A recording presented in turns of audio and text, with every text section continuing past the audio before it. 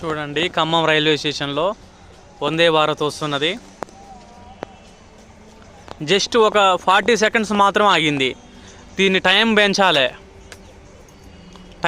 ఖచ్చితంగా. కనీసం ఒక నిమిషం అన్న ఆగాలి, 60 సెకండ్లు అన్న. చూడండి.